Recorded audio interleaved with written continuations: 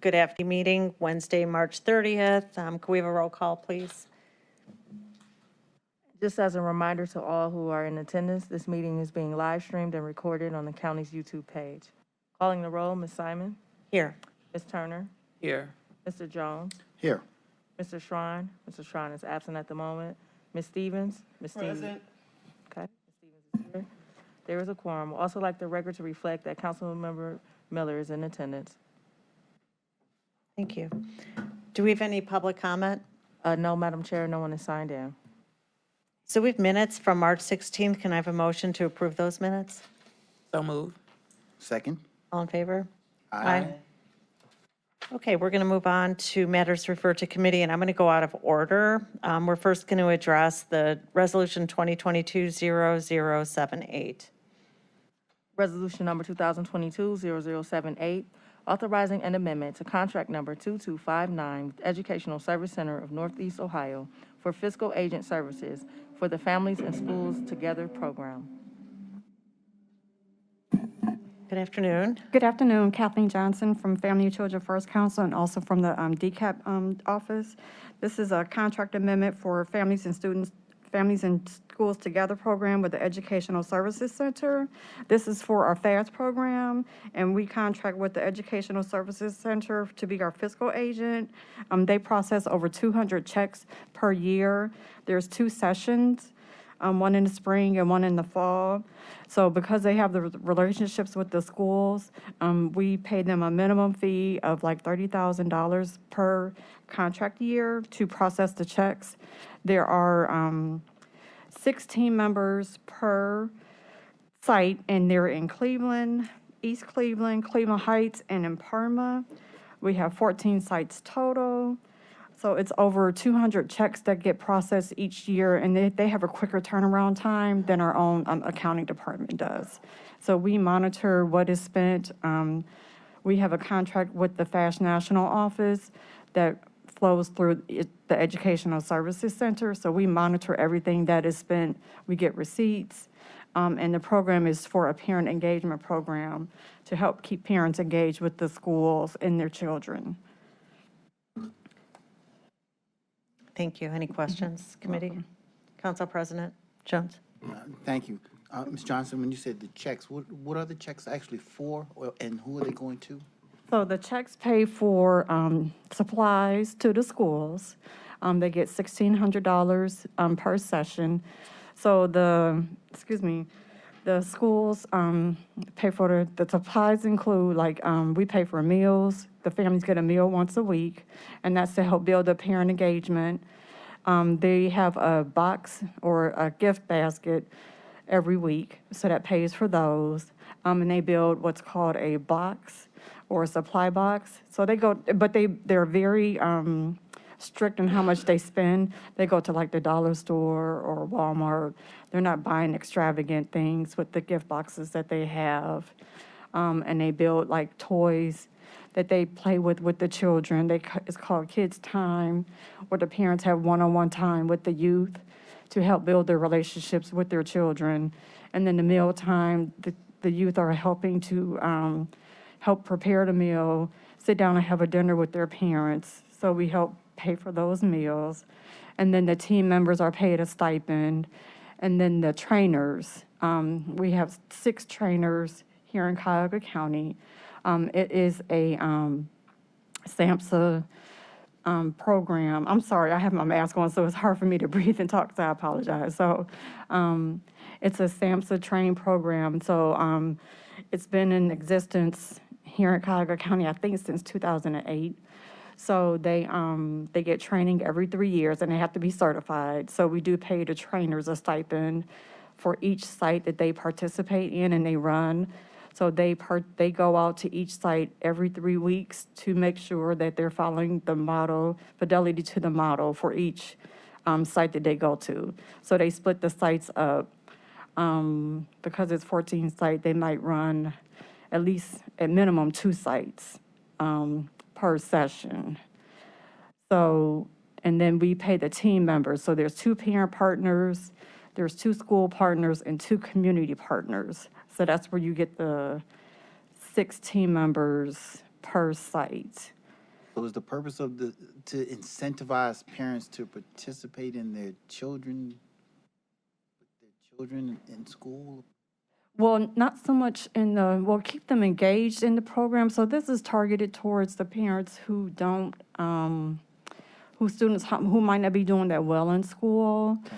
So we engage the parents to keep the parents involved, because, as we know, if you keep the parents involved, then you might keep the students involved better if they might have some behavioral problems on the youth's behalf. Are these parents already engaged and you're saying they're engaged but they have challenges?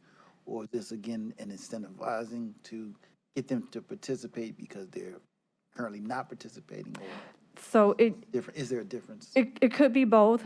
Sometimes the referrals come from the teachers if the children are having some behavioral problems and if their parents aren't that involved.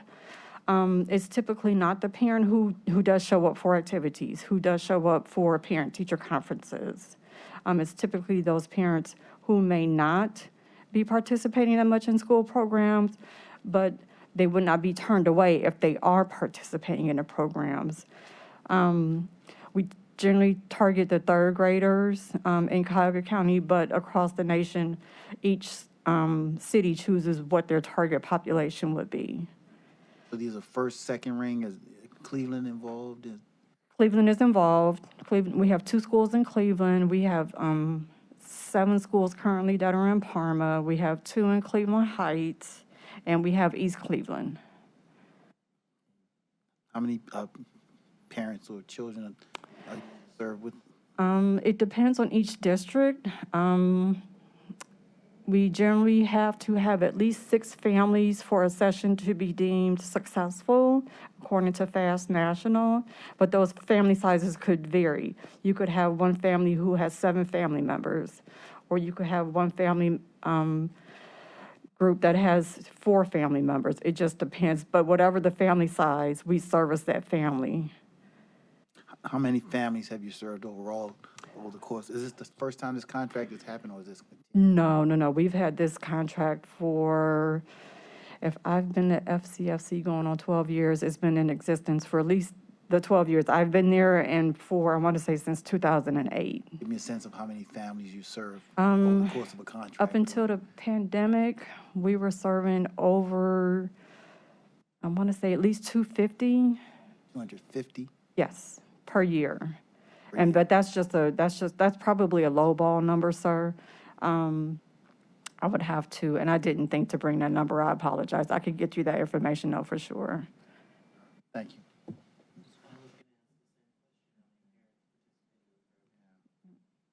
I could definitely send that out. Any other questions from committee? I have a question, but Councilman Miller? So this is an amendment to an existing contract from 2019, Yes. and we're extending it for another 2 years. 2 years. Have we gone out to bid, or is this just the sole source contract for the program? So initially, we did an RFP in 2015 and 2017. We only got 1 response. And then because of our relationship with the ESC and because of their relationship with the school districts, we were instructed to do an RFP exemption for it.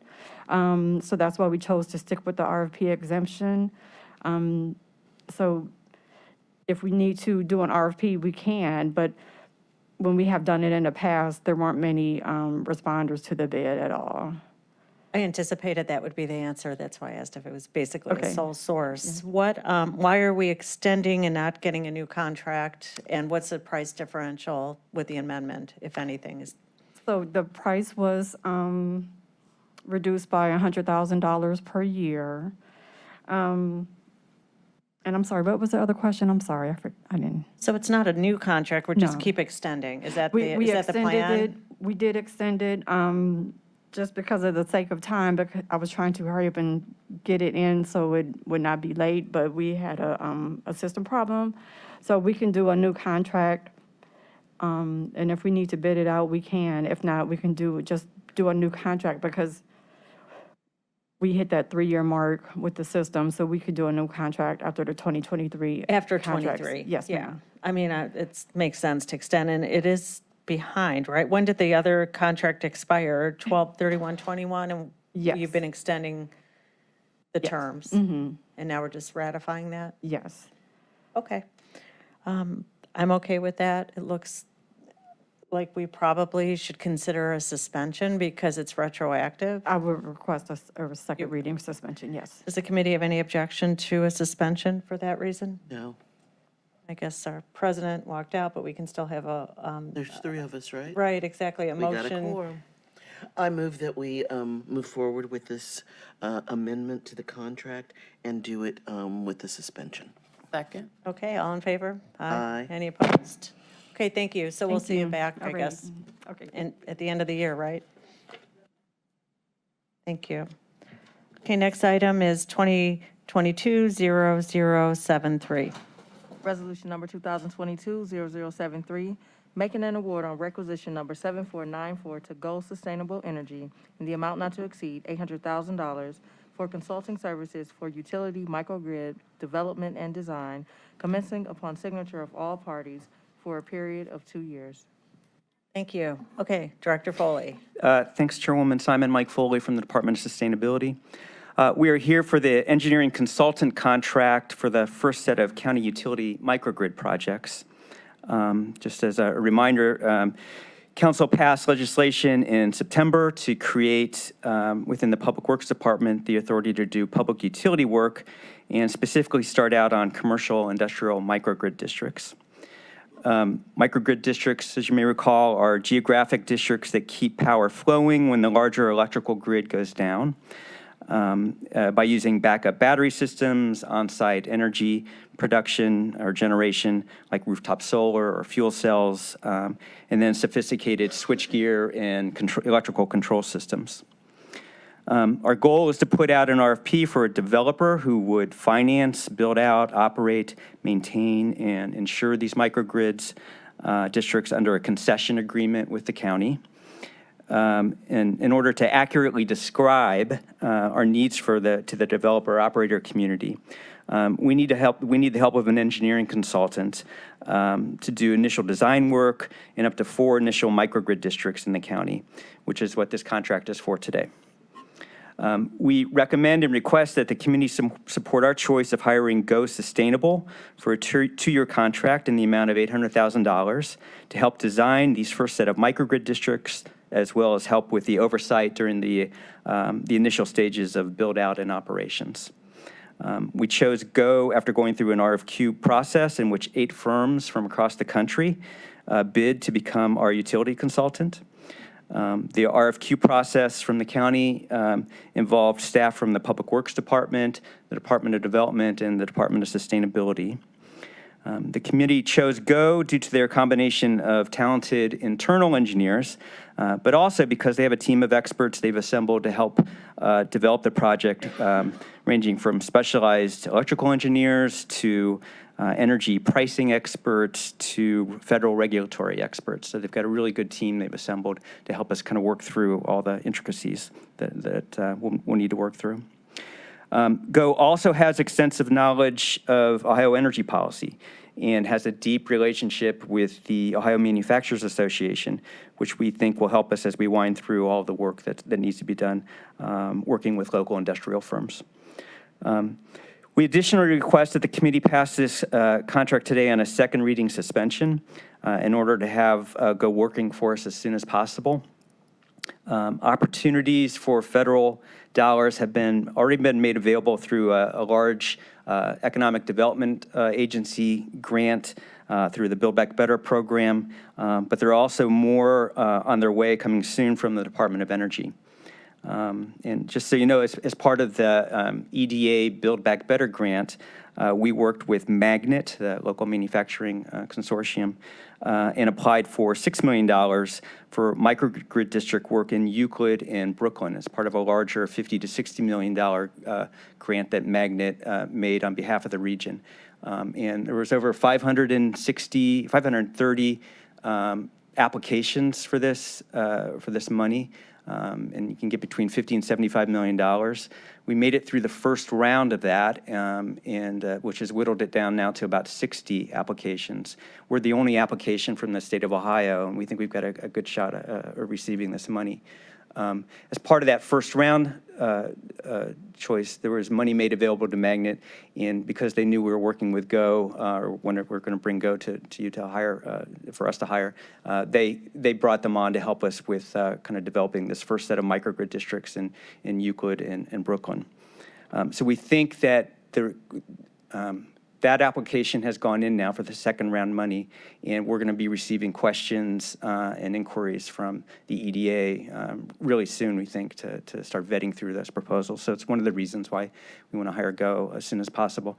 The other is that there is just a lot of federal money out there, and a lot of it will be around energy. So the Department of Energy is going to have a number of programs out there that are just geared towards, from the infrastructure bill, that are geared for generally microgrids, but also specifically for just renewable energy, generation sources, smart switchgear, backup battery systems, even things like electric vehicle infrastructure, that I think we want a consultant on board as soon as possible to help us kind of maneuver through those resources that are coming down. So I would be happy to answer any questions, but before I do so, I wanted to see if with your permission, I'd like to bring up John Syriak from Go Sustainable and ask him to say a few words. Sure, Director. Any questions of Director Foley before we bring in Go? Councilman Miller? Okay, thank you. Thank you. Okay, let's go. Go.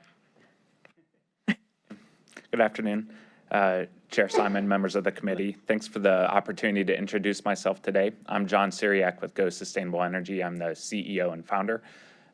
Our role is to provide accurate, unbiased information to our clients on energy.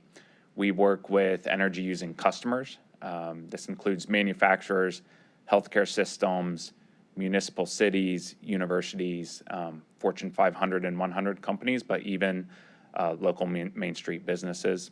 As Mike mentioned, we also have expertise in policy and regulation. So our role is the same, accurate, unbiased information, and we do that with our subsidiary, Runner Stone, and our main client there is the Ohio Manufacturers Association.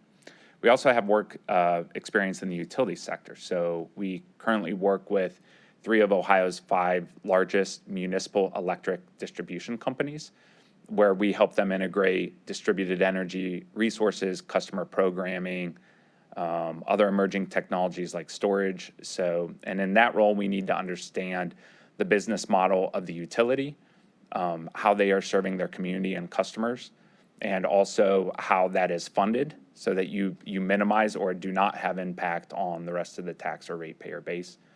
We're also working with Ohio's largest cities as they think through their role with programming or providing services to their own community. We're recently finishing a grant-funded project where we looked at hundreds of thousands of homes worth of electric and gas data for Ohio's largest cities, including the city of Cleveland, where we're looking at small businesses, residential, and low-income and underserved populations to see what their energy use and needs are. We're bringing all that experience to the Microgrid project. Part of the reason we bid is we feel that breadth of experience fits very well with the microgrid, where you have a customer or a set of customers that are generating their own electricity, storing it, using it in a different way, and will also be participating in a broader wholesale electric market. This is all pretty new. It's very different than the traditional energy model, but there's a lot of, besides the federal government programming funding, there's a lot of private money coming in as well, both from businesses who are investing in their facilities and looking for good utility structures that allow them to invest, and then from the market side. And what connects those two things and makes a lot of it possible is literally the wire. And so the Cuyahoga County, by bringing forward a utility and a physical wire, but then also kind of the paperwork and structure, like how you structure the utility, will for the first time, I think, give many customers in Cuyahoga County a choice where they don't have a choice now. They'll have a choice on who provides this service, and that should open up more choices in markets for the customer and also for businesses. We are mindful, I'm an engineer, so at sometimes we'll be very fact and data driven because we want the business model to work. It needs to pay for itself with the revenue it generates or saves, or close to it in case there's funding from the federal government, but it needs to be fiscally solvent. It needs to be technically achievable. It is a tool. We are conscious that as a tool, it should produce policy outcomes of improved reliability for the communities, for the businesses and citizens in the community. It should reduce environmental impact, which will improve public health. And you can put this in that impact in terms of dollars and in terms of lives when you improve the environment. And then equitable economic development. So there is an opportunity here to attract investment from energy-using businesses and the cutting-edge businesses that are creating products and services for microgrids. But I do consciously say equitable economic development because although we have a short list of candidates centered around commercial and industrial, it is on our mind that many of these same products and services can improve the residential community, the low-income community. And frankly, energy and utilities is an area that has lagged and stymied wealth and growth. And so we see a real opportunity to improve long-term kind of a wide range of economic, environment, and reliability outcomes in the county. So I think I could stand up here for an hour and keep talking, but that's probably a good introduction. I'll stop there and happy to take any questions. Okay, committee members, questions? Councilman President Jones. Okay, thank you. I appreciate you said you're an engineer, and sometimes some of these can go over our heads a little bit. So I'm kind of more just maybe a 101. When I think of the microgrid, I'm thinking of the businesses in the community who potentially their power might go out and have also work time for their employees. And my basic understanding of microgrid is as you can alleviate that. You can make sure the power stays on. Is that accurate?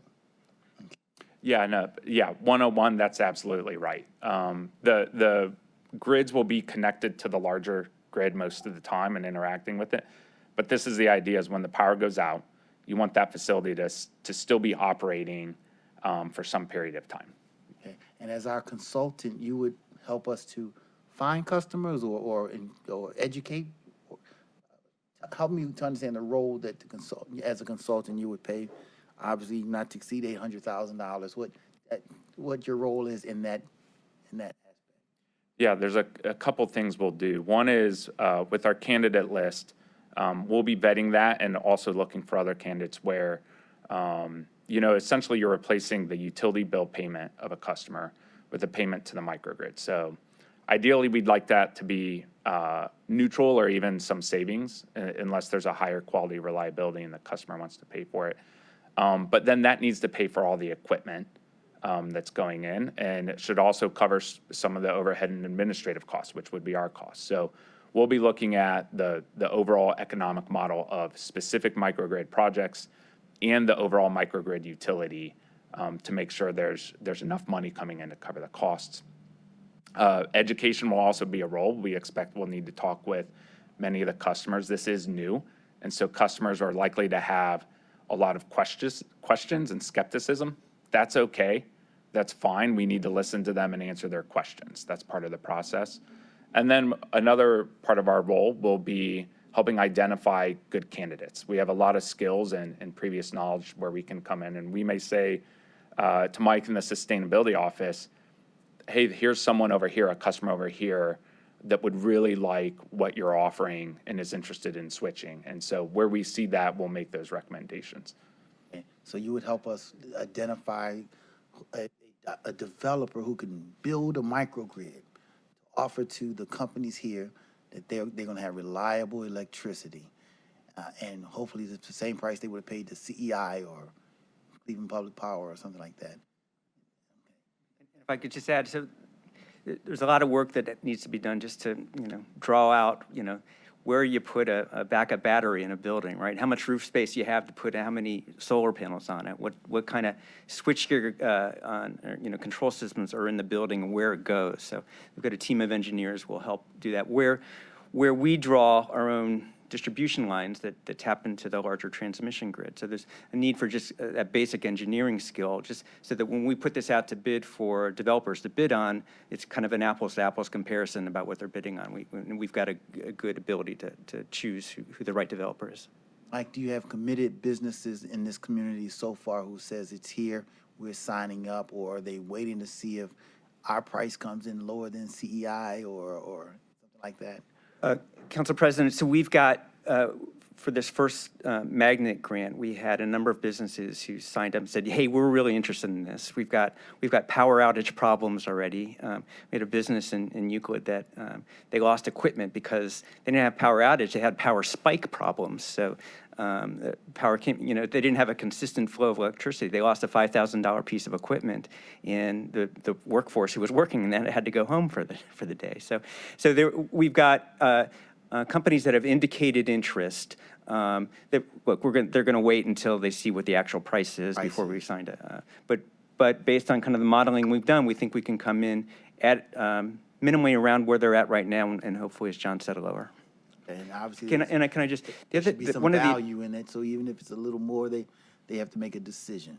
That's right, correct. And I do want to just reiterate that this is one of the advantages we have is we don't have some of the legacy costs that First Energy has, especially. So they've got these, they've got 25% of every bill that First Energy charges is these non-bypassable riders that everyone pays.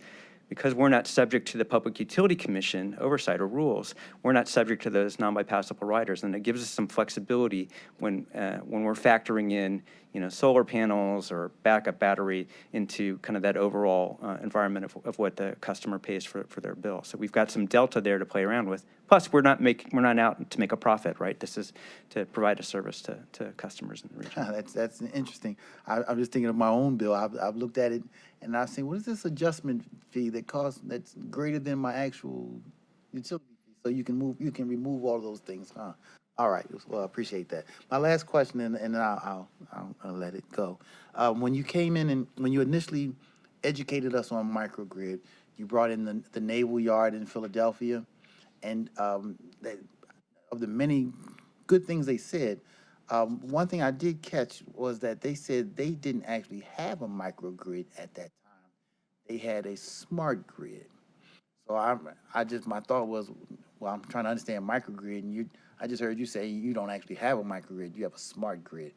What are they both, or what is the difference between, what is a smart grid and what's the difference between what they had and what? And I'll let John answer this more better than I probably can. But so they didn't have a lot of local generation in their grid. So they had a kind of a 1 meter to the larger utility out there. Then it comes into a control system center they have at the Philadelphia Naval Yard, and they distribute power within all those customers, and they even it up, and they, if there's a peak demand moment in the larger grid, they can help at that point reduce peak demand by shutting some things down. So they had like smart equipment inside that smart grid. And they had some solar, but it wasn't enough to, if there was a power outage, that they were going to be able to keep everything up and running.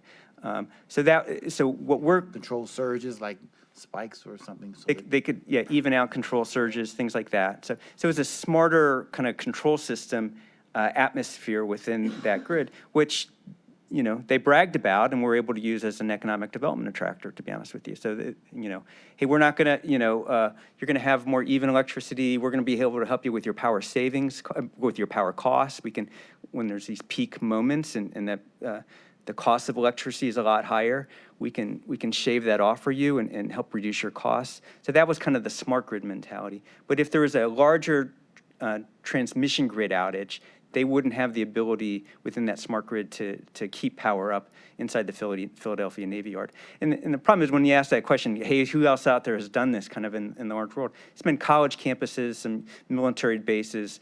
They were the closest thing in terms of kind of an economic development kind of campus that's been created. And so we think what we're doing is kind of unique in that we're doing both local generation, backup battery. We'll be able to keep the grid up, but also we'll be able to do a lot of that smart stuff that they do as well in Philadelphia. And John, if I messed any of that up, Yep, correct me. thanks. So the difference between microgrid and smart grid and how they overlap. Director Foley gave us an overview. What, is there a condensed? I'll try. Yeah, let Okay. me see. I would say microgrid, let's take this building we're in right now. Storm comes through, power goes out in downtown Cleveland. If this building's on a microgrid, power's still on. You get to look out the window and say like, oh, power's out everywhere. We've got lights on here, air conditioning's going, right? The building can generate its own electricity through some period of a power outage. Smart grid, more what we would want to see from a smart grid is the power's still on, but there's a couple hours where it's really, really, really expensive. And so you're responding to really high prices, not a grid outage. But the building does similar things where, like Mike was saying, the equipment starts to operate differently, so you're not spending as much money. And there's a couple hours each year that drive up most of a building's electricity costs. And so the smart grid's like trying to control for those couple hours, but everyone else's power is still on at the same time. Cost efficiency as opposed to Yeah. safety, guaranteeing against power outages. Kind of like, if I can, a generator for your home. That's how I envision it in simple terms. It'd be like our own grid generator. If everything else goes dark, we'll be able to stay on. That's a type of microgrid. That's a simple microgrid. How about I generator. answer that question next time? No, I'm kidding. And if I can ask one last question, what does a microgrid look like? Is it going to be in a grass field in a building, or is it going to inside somebody's? What does it even look like? It's not going to look like much. Most of it, there's going to be some gray boxes behind the closet door where there's a bunch of other boxes and nondescript metal. Those are going to be key parts of the microgrid. You may have more visible things in some cases, like rooftop solar or parking lot solar. That can be with the microgrid. The turbine down here at the Science Center, not sure if it's turning right now, but that could be part of a microgrid. So there can be some very visible generation. A generator could be there, but the rest of it kind of looks like a box, and it's usually hidden away behind a building or on the roof or in a mechanical room. So are we talking about a network of gray boxes along every customer if the Science Center, if this building, if others join in, there's just going to be like a gray box put into each one of our customers' facilities? Yeah, I mean, there'll probably be some very boring nondescript box in most of these facilities, yeah. It's all networked together in some It's way? networked together, yeah. And then some will have batteries, some might have solar, some might have a fuel cell. There's other different things that you can bring in depending on the customer. Okay. All right. Thank you. Other questions, committee? Councilman Miller has questions. So, to go sustainable, could you say a little bit about where you're located, how long you've been in business, and what the size and scope of your operations are? Sure, yeah. So we've been in business almost 16 years. We are located throughout Ohio. So we have 20 staff members right now. We are hiring and growing. We're all in Ohio. Our main office is in Columbus. We have another physical office in Dayton. We had a physical Cleveland office over in the Start Mart in Terminal Tower until I think they closed it and the pandemic hit. So we have staff in the county right now, engineers in the county working from home. And then we have some other remote staff in Cincinnati and Findlay. But I'd say 95% of the work we do is in Ohio. And we're viewing Cleveland and Cincinnati both as future office locations to grow staff. So, Madam Chair, to Director, you mentioned about Euclid and Brooklyn. Are all four of the microgrids planned to be there, or are there two other communities? So Euclid has passed legislation already. Brooklyn, I met with 2 weeks ago, and they're doing legislation. If they haven't done it already, it should happen in the next couple of weeks to get on board. We've talked to the Aerozone in general, the folks over at the Aerozone, which includes 3, 4, 5 communities. And so we're still working through logistics on getting approvals with those communities, but we're meeting with Brook Park next week. I've talked to Fairview Park in the past. Other communities that we've talked to include Broadview Heights. The mayor of Broadview Heights is really interested in this, and there's a kind of a manufacturing commercial district and a huge landfill over there. You could put a whole bunch of solar on off of Route 82. So the mayor of Broadview Heights has expressed a lot of interest. And then I haven't talked to him in a while, but Solon was interested with Nestle, and so I need to circle back around with those guys. But we kind of wanted to get through this process first before we took the next steps over there. So, Madam Chair, Director, are you going to do these as a package, or can they be done one at a time? Councilmember, they could be done in one at a time, but I think that we want to do them as a package. And my goal is that we would put out an RFP this summer with at least 4 microgrids in the package. And the reason is I think you get, scale that we'll get more interest from the development community if they've got larger scale that they can bid on. Economies of scale will help us also out with, buying equipment, running wires, buying solar panels, things like that. So I think we need a package of at least 3 to 4 for this first tranche. And Madam Chair, to Director, when would you expect to have a contractor in place, and how long would it take to get this developed and up and running? Councilman Miller, I think that we would like to have a contract in place by fall. So the goal is to get an RFP out on the street by early summer, make a decision on who the developer is by September, October.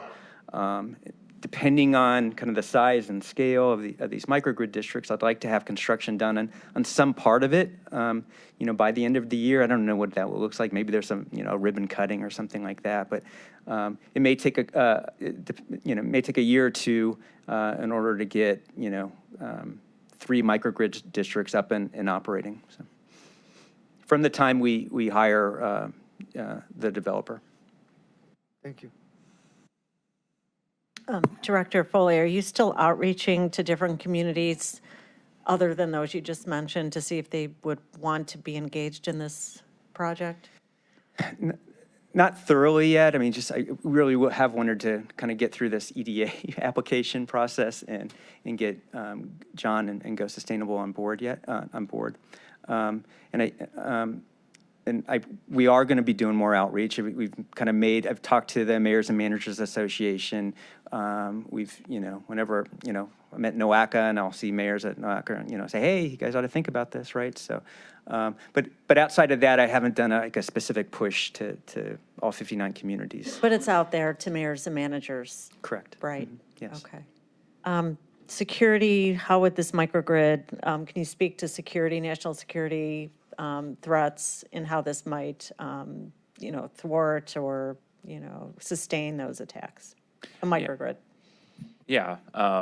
So I'm not a national security expert, so I don't want to be too glib. However, being an energy expert, we're mindful and have been for a while that there's specific national security threats to our energy infrastructure and the electric grid in particular. Usually the details of that aren't shared because they're confidential. But I think the last week there was headline news that the federal government was reaching out to businesses in the energy sector and the electric sector to give them a heads up to expect disruption on the electric grid. Puts in real terms the need to have an ability to isolate and back up from the grid if it goes down. That's kind of a frightening prospect, but one of the big benefits of developing microgrids is to look for critical operations where you can have generation and storage and keep a critical facility up and operating even when the electric grid is down. And so this will be important for businesses who just don't want lost production, so manufacturing sectors interested, but it could also be critical for healthcare or grocery stores, or even like a street light. You think when the power goes out and you don't have traffic control, that's a problem. You have police officers that maybe you need somewhere else. Now they're directing traffic, right? It's a risk to them. It's a risk to everyone driving. So that would be an example of like a nano grid, a tiny grid where you can alleviate, you can free up critical public safety resources if that street light was able to operate when the grid goes down. And right now we don't have that in most of our communities. So I think there is an aspect here of, the resiliency and ability for the community to operate critical services and businesses to keep up and running if there's a grid disruption. And we'll cross our fingers that we can get some of these built and going before something like that happens, but clearly that's been broached as a possibility, so. Council President, Yeah, Ukraine Ukraine. is still up. Why did you say, because they're still going with their electricity, and did you say Ukraine? No, that's what, one of the reasons why I think that came out was because, Russia has looked Of at hacking course, the of course, electric grid, that's right? Putin, but as well, I don't know, their system's still operating, which was shocking to a lot of people. They thought everything would be down, and they don't have, I don't know how that's happening. That's a different discussion, but I think I do now. Go ahead for now. To come back to as you were illustrating how the microgrid is like a gray box inside of each facility. Mike, you talked about districts. I'm picturing a building, a gray box inside of each building, but you talked about a district. Is there a need for businesses to be close? I remember in our last conversation, we talked about the importance of downtown and all of these businesses being close together. Reconcile the fact that you just put a gray box in each company, but there's a district component to this I'm not grasping. That's correct, Council President. So the way we're envisioning this is that we would have a district, right, of manufacturers, industrial, so in Euclid off of East 222nd and Lakeshore, I forget what the street, the cross street is. There are a number of manufacturing buildings that were there that are interested in being in a microgrid. So they would join in to become a microgrid customer. They would have the boxes inside. They'd have some solar on top. We'd also be running some lines in between the buildings, and there's a substation located fairly close by that we would run another line to. So that would be the district, basically. So inside the facility, you've got some of these, nondescript boxes, solar, but you've also got tie-ins, wires between the buildings and into the transmission grid. So with the transmission, we're still taking some power off of the larger transmission grid. We are becoming what's called the distribution utility for those businesses there. And if the grid goes down, then at that point, we're able to keep power up for those buildings within that district. It's just, at least starting off, that's, at some point down the road, 3, 4, 5 years from now, we may be able to, do one-off projects in different locations, but at least right now we want that kind of economy of scale and kind of the practice of doing these in kind of districts, because we think it makes a lot of sense both for us to kind of wrap our arms around, and also as a kind of an economic development tool. We can brag about having districts come to this district in Euclid or Brooklyn or the Cleveland microgrid, and your power's not going to go down. So what I heard you say was the word substation. There's a substation that in some form connects to the gray boxes in every building. So if they're close together, closer they are in this district. Yeah, and so the more lines you run, the longer the lines you run, it's just the more expensive it is. So if you can keep it in kind of a combined geographic area for these first initial projects, then it just reduces costs. American Greetings over here, but Nestle's over there, and that would be expensive. Downtown is ideal because of all the. Got you. Okay. All right. So if that's what the physical infrastructure of microgrid is, we need a developer who can build these things. That's correct. And then John's group will help us define Identify. what they are, bidding on basically, and what they're building. How long do you think, it's obviously a 2-year contract, is that correct, 2-year period? What do you think your potential success level is in, over the next 2 years? What do you think we're going to have? Councilman Fred, I get questions about this all the time from developers out there in the world. Hey, when are you going to be issuing this thing? So I think there's interest in this. In fact, we've had to talk to them and say, hey, I can't talk to you about this because we want to preserve your ability to bid on the project once it comes out. So, you know, the goal is to get an RFP out for the developer this summer, get a contract in place by fall, you know, early winter, you know, and then start running these things out. John's group will be there to help us vet out who are good developers, you know, who, you know, there's got a lot of technical lingo in these things, and we're going to need their assistance to help kind of think through who we should hire. But also, especially for that first year or so, I think we're just going to need them to help us with oversight and translating some of the things that they, you know, that they're talking about into English, I guess. So. John, if I can ask one question, can you give us some parameters of what you would think we might need in a developer? A sense of what, maybe an outline of what a quality developer is going to look like for us. Yeah, so a couple thoughts here. One is for us to get quality responses, and Mike was alluding to this, we need to give some definition. Like, how many solar panels do we want? Do we have a battery? Like, basic definition size for the microgrid, and that's part of what we'll be working on. And then we need to make sure that what the customer's paying will cover the cost of the potential development. The bidders, what we'll be looking for is experience. And so there are businesses that have worked on microgrids. A lot of it's in the military space, so we will look for that as their experience. Price and cost is going to be part of that. That matters. Well, I think we'll determine with the county what the grading criteria is. This is often something we look at unless we're not. But then often what we're looking for is the sophistication of the bidding firm in our responses. So each microgrid also needs to be smart. So the smart grid is like got to be in the microgrid, and this is where we can kind of separate firms that will do well from firms that maybe are growing too fast and missing some steps. Can they understand the controls and the sequence of the operations, right? And that usually gives us a pretty good sense of did they know their material. This is a fast-growing field. There's a lot of interest.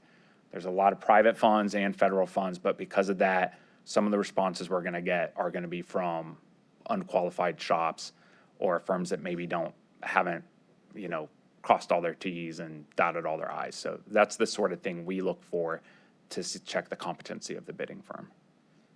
Will there be an upfront cost for each of the potential customers, like installation fees and all those things? You mentioned this, when it comes to CEI, they're going to either pay less, pay the same, or slightly more maybe. But is there some upfront cost to them for all of these gray boxes and substations? No, that equipment would be owned by either the county or the developer. So they will just be buying the electrons that cover their businesses. So they will just have an electric bill, basically. And those electrons will, when the larger grid goes down, those electrons will still keep flowing. All right, thank you. Great. So I wanted the committee to just to confirm the source of the dollars here would be the ARP money, as well as some sustainability budget money. So it's already been budgeted and the rest is coming through ARP. Okay. So I would like a motion to move this out of committee with a recommendation of passage under second reading suspension. So moved. Second. Okay, all in favor? Aye. Any opposed? Well, thank you very much for coming up and explaining all this to us. It's not easy information to grasp, but you two made it easier. Okay, thanks a lot. Fascinating stuff. Yeah, and we'll have you come back to talk about that grant and if you, when you're selected. Okay, thanks a lot. I don't have any miscellaneous business. That Madam means- Chair, Yes, I'd like to ask my name to be added. okay, sure. Thank you. All right. We'll move on. Thank you, Councilman Miller, for attending. All right, we're going to adjourn. Have a good day.